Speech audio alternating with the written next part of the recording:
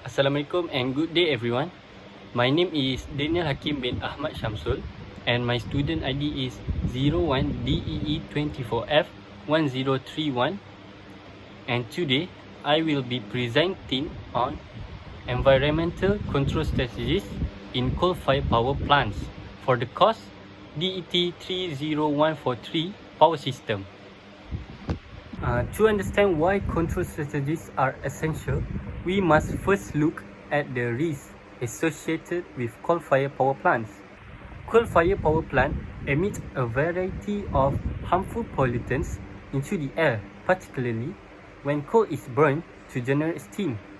These pollutants pose serious to human health, the environment, and climate stability. The major risks are tied to three key pollutants. The first one is sulfur dioxide. This comes from sulfur in the coal and is a major cause of respiratory problems. Number 2, nitrogen oxide. It forms during high temperature combustion, is linked to conditions like asthma. And number 3 is carbon dioxide.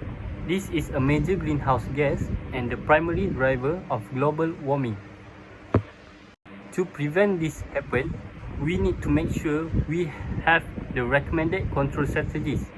So control strategies by where the pollution occurs in the power generation process as shown in the flowchart. The first one is air pollution control at the emission stack. It particulate matter, fly ash controlled by electricity, precipitators or fabric filters. And then sulfur dioxide. It controlled by flue gas desulfurization, often using wet scrubbers.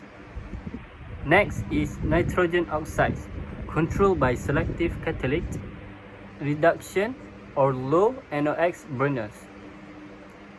Number 2 is solid waste control, ash disposal. The cool ash, fly and bottom ash managed through ash utilization or recycling, example as in cement or concrete production to reduce landfill volume or dispose in a secure engineered landfills. And lastly is thermal and water pollution control, cooling water system. It can waste heat or elevated water temperature, controlled by implementing cooling tower, wet or dry, to cool the discharged water before releasing it into the environment, thereby preventing thermal pollution. For this slide, I will show you a difference between electrostatic precipitators and fabric filters. So, let's briefly compare two key technologies. First, the features is effectiveness. Electrostatic precipitators has high for larger particles. Efficiency can drop with variations in flue gas properties. For the fabric filters, the effectiveness is very high and consistent for fine particles, up to 99.9%, less affected by gas property variations. So the second features is complexity. For the electrostatic precipitators, more complex design and construction, large footprint, complex electrical system. For the fabric filters, simpler mechanical design, require less space than ESPs of comparable efficiency. Features number 3, operational cost. Electrostatic precipitators has lower operating costs due to less pressure drop, requires high voltage power supply. And for the fabric filters, it has higher operating costs due to higher pressure drop, more fan power. And the last feature is environmental impact. Electrostatic precipitators has no solid or sludge waste generated by the process itself. But for the fabric filters, has no additional chemical waste is generated, filtered, disposed of as solid waste. And next, we compare the two common methods for wet scrubbers and dry scrubbers.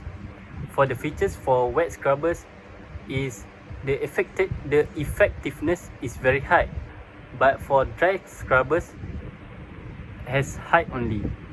So the second features complexity for the wet scrubbers is more complex due to slurry preparations, pumps, and post-treatment of wastewater or sludge. For the dry scrubbers, it has simpler due to no wastewater generation. Product is a dry powder. For the third features, operational cost, wet scrubbers has higher capital and operating costs due to complex liquid or slurry handling and wastewater treatment. And for dry scrubbers, it has lower capital and operating costs, simpler system, no need for wastewater treatment. And lastly, for the environmental impact features, wet scrubbers generates wastewater and sludge, but it requires treatment and disposal. And for the dry scrubbers, it generates dry solid waste, but easier to handle and dispose of recycled. And finally, these control strategies have a direct relation to cited Sustainable Development Goal 7 or SDG 7. SDG 7 aims to ensure access to affordable, reliable, sustainable, and modern energy for all. The implementation of this control contributes in the following ways. The number one is air pollution controls. By reducing harmful emissions, they make the generated energy cleaner, which mitigates the external costs of coal power on public health and the environment. For number two, ash utilization recycling. This will reduce the environmental footprint of energy production and conserve land, enhance the overall. For the cooling towers, preventing thermal pollutions, protect aquatic ecosystem and vital water resources. This makes the energy production process both cleaner and more sustainable.